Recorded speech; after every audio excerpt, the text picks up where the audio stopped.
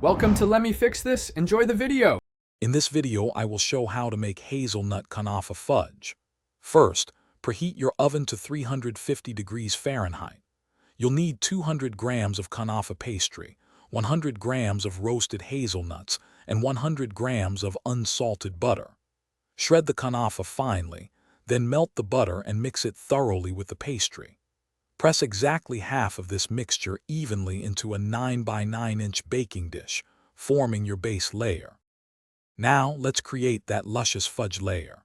In a separate bowl, gently melt 200 grams of good quality white chocolate with 100 grams of sweetened condensed milk until smooth.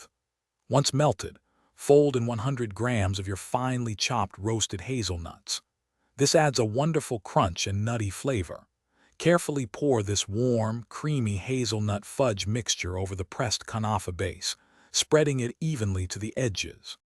To finish, take the remaining half of your buttered kunafa pastry and carefully spread it over the fudge layer, pressing down very gently. This creates a beautiful, crispy top.